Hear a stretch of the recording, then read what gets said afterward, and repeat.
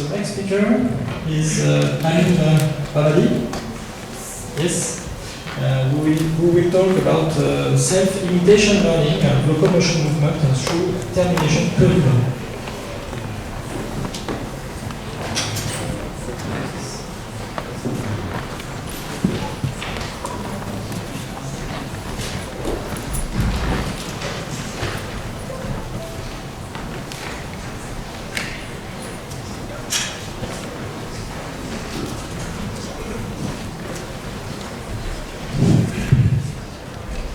Let's start.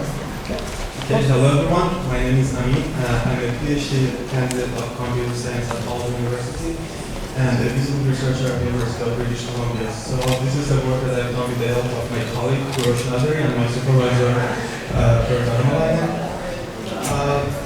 There are two different approaches for synthesizing animation.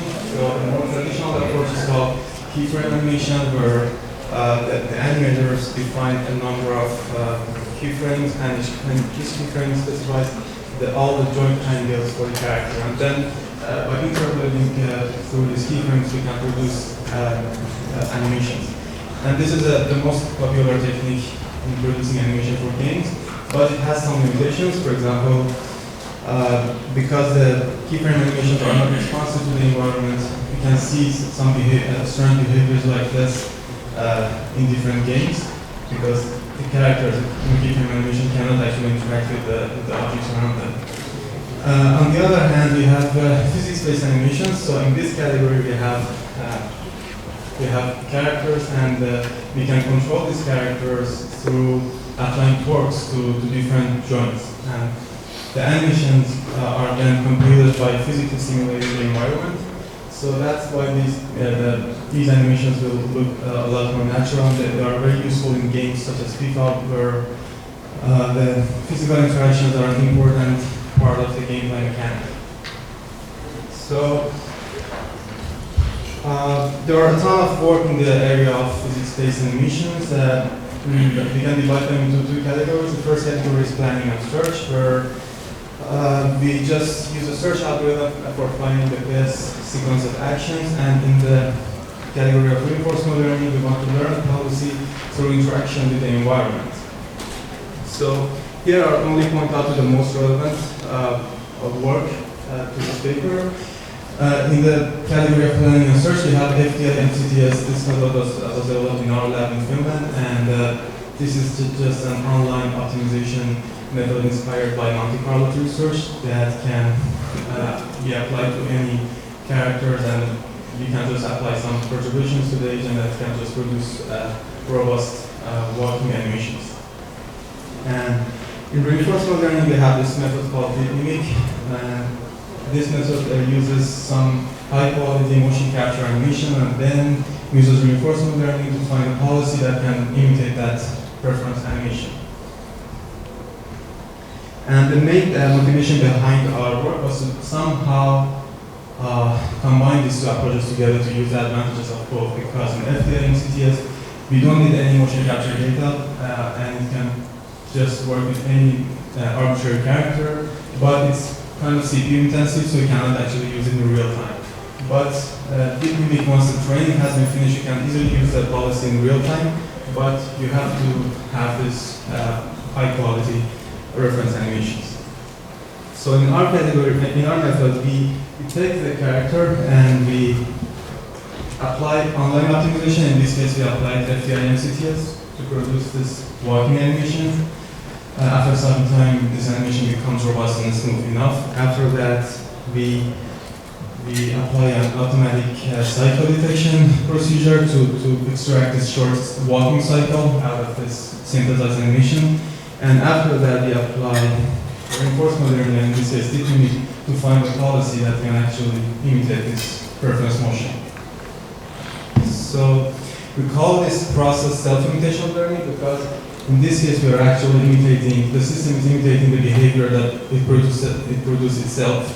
So now I just explain each one of these steps in the next slide. So in the online optimization stage, as I said, we use FTI MCTS, which is just a sampling-based algorithm for continuous control. and it does not use any motion capture of the recorded animations. So it can just be applied to any kind of characters that you want. And it can produce stable walking gaits after a few minutes. And this is the example that I showed earlier. So this method is a two-step iterative process. So in the first step, it does a research, similar to Monte Carlo research, for finding the best action at each step. And then it tries to memorize the best count action using supervised learning. After a few minutes, this supervised learning component converges to the good solution. So the movement becomes smooth after just like 2 or 3 minutes usually. So once we have this smooth gait, we want to extract a walking cycle out of this. So, for example, suppose that we have run the algorithm until here for 2 minutes. After that, we say that, okay, right now the movement is good enough, now we want to extract a cycle out of it. So we mark this frame as the start of the cycle, and we go on until we find the end of the cycle. For doing that, we store the position and linear velocity of each end effector, and just compare this information with the initial frame of the cycle, and we go on until we find the final cycle. So we just it just rejects these states until it finds a state that is similar enough to the initial frame. So far we have found a good cycle. Now we can apply reinforcement learning for actually imitating that cycle. For this we actually use MIG, and we use PQ as our main training algorithm, and we use the same reward function, almost the same reward function, reference state initialization and early termination as introduced in MIG. But when we applied this, we found out that this actually is super slow to train. So we wanted to improve the sample complexity. So we came up with the curriculum learning approach that we call Termination curriculum, which I explain next. But for explaining that, I need to at first tell you how reference state initialization works in MIG. So suppose we have this 2D state space, and that dark sine curve is the reference motion that I want the policy to follow. So if we just start all the episodes from the starting point of the curve, this is how the random walk will look like, because the policy is just bad and it just goes off the reference trajectory all the time. So reference state initialization proposed by MIG means that we can just uniformly pick points on this reference trajectory when we want to restart an episode. And this has shown to be very effective for increasing the learning speed.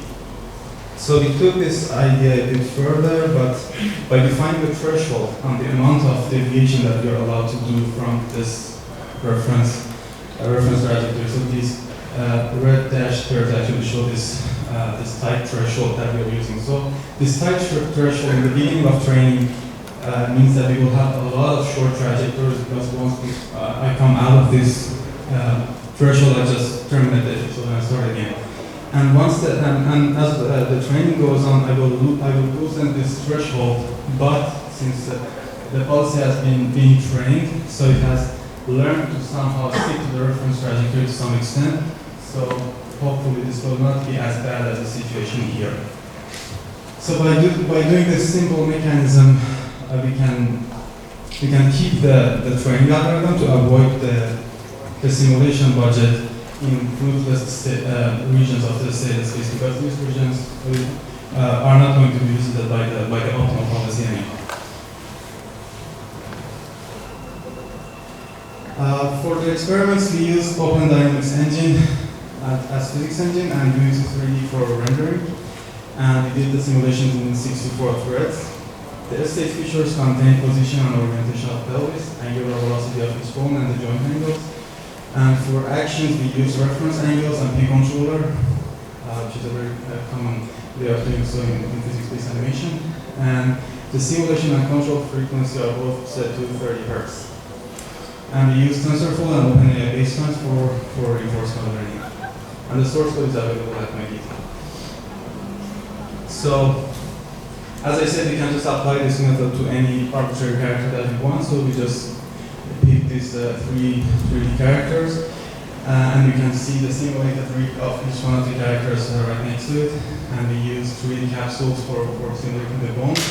And the joints are either 3 degrees of freedom balance circle or 1 degree of freedom hinge joints.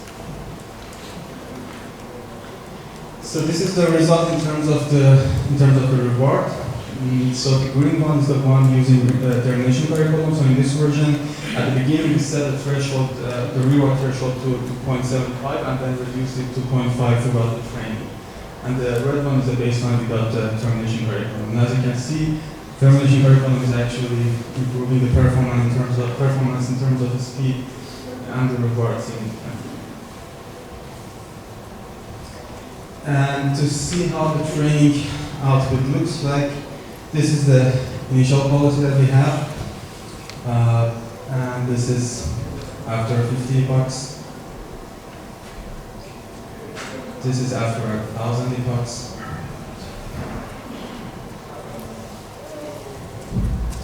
And this is the final policy. And all of the pipeline, including the FDI, NCTS, and cycle detection and reinforcement learning was done over 3 hours, which is pretty fast. And you can see that the policy is doing a good job imitating the reference motion. And here is how the outputs look like for other characters. The main problem that we see here is the wolf character. And the reason is that this walking gait is not optimal for quadrupeds, but we couldn't fix it because FDI and CTS simply cannot produce galloping movements, so that's why we couldn't just fix that issue. But otherwise, I would say the other 2 characters are working pretty well. And to summarize, we propose an approach for constructing a controller for synthesizing the stable locomotion movements. So this approach does not use any motion capture or pre-recorded animation, so it can be easily applied to a wide range of characters with different anatomies. And it can find robust control in only a few hours on a normal PC. Actually, all of the results that I've shown were produced in less than 4 hours. And which is pretty faster than Day2-MIG, because Day2-MIG, I guess, did it in a few days for each one of the characters. And for future work, we still think we should decrease the sample complexity further, because if you want to use this pipeline in the video gaming industry, there are going to be a lot of changes to the animations, and it doesn't feel right that you need to wait for like 4 hours every time you get a new animation. So I guess we still need to make this faster. And it would be nice to extend this to more complex movements, such as galloping movement that I mentioned. And for doing that, one just has to replace the PI MCTS with another optimization approach, and then the rest of the pipeline should just work on. Thank you very much. Any questions?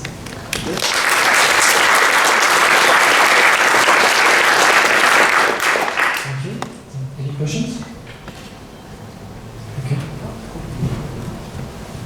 So, about this, so initial motion generated by your optimization method is faithfully plausible motion. Yes. Right.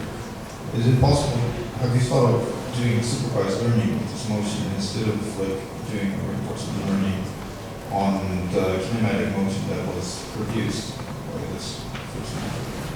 Yes. That has actually been tested by my colleague, and he wrote this FDI MCTS paper, and no, it doesn't work in the 3D case because it's like super noisy problem. So supervised learning in this case doesn't work. So we have to deal with vertical reinforcement, and if you want to make a robust policy. Other question? Thanks. For this 100 epoch training result, not this one, the previous one, I think there was one where the character stopped, hesitated a little bit. I wonder if this happy accident or somehow you're trained to do that.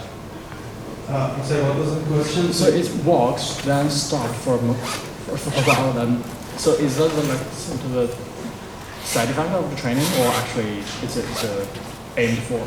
Yeah, it's just a side effect. I mean, what we're aiming for is this motion, so it has to have this constant velocity of 1 meter per second, I guess. So at some point it just cannot just realize at this speed. But after, like, doing the training will happen actually. one last question. Thank you for your talk first. I just have one question about the cycle extraction. So you said that you made the local optimization and wait for the motion to be good enough. And so I wanted to know if you use an objective criteria to define this good enough motion on which you extract the cycle and the use for the reinforcement. So the question is what criteria we use to define that it's a good enough motion? Well, when we tested this on like a number of characters, and it actually happened after only 1 minute. So we just let it run for like 3 minutes, and then just hit the cycle. Thank you. Okay, so let's thank the speaker again.